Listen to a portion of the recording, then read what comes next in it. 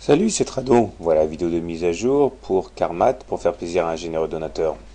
Voilà donc une analyse qui montre que le Carmat est dans une situation de consolidation assez marquée. Nous sommes en train d'évoluer à l'intérieur d'une sorte de triangle noir, et tant que nous resterons à l'intérieur de ce triangle, eh bien, on sera en consolidation sans mouvement marqué. Si on arrivait à sortir du triangle par le haut, dans ce cas, on aura un objectif qui se dessinerait, qui serait de rallier en fait le haut de ce nouveau canal noir sur les 140.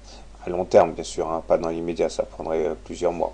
Néanmoins, si dans le cas contraire, on devait casser le triangle par le bas, dans ce cas, l'objectif serait plutôt de rallier le bas de ce canal noir-là, qui inviterait les cours à aller chercher les 68-69.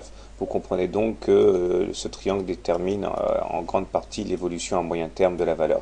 Pour l'instant, on est mal orienté puisque nous sommes en dessous d'une moyenne mobile à 20 séances là qui est baissière, et chaque tentative pour passer au-dessus de cette M20, à savoir le 3 avril, le 25 avril, le 26 avril, a été un échec. Et donc c'est vrai que là, si on s'apprête à retester la moyenne mobile à 20 séances aujourd'hui, parce qu'on est très très proche, il faut savoir que eh bien, ça risque d'être assez difficile. On sera néanmoins soutenu à très court terme par une sorte d'oblique haussière ici, qui pourra s'avérer être un point de repli assez intéressant et de rebond, hein, au cas où on irait chercher les 90. Les indicateurs techniques sont plutôt mitigés, hein. Si le stochastique est au-dessus de son signal, donc plutôt pas trop mal orienté, il demeure que le MACD lui est négatif. Heureusement, il est au-dessus de son signal, tandis que le momentum lui est négatif. Donc nous avons une divergence en fait, hein, des indicateurs techniques qui envoient soit des signaux positifs soit négatifs, et c'est normal puisque nous sommes, comme je l'ai dit, en train de consolider dans une sorte de triangle avec la plus grande indécision. Si on se tourne maintenant vers l'hebdomadaire, on voit qu'on n'est pas plus avancé puisque la M20 est haussière, mais on se situe en dessous, ce qui veut dire qu'on est sans tendance.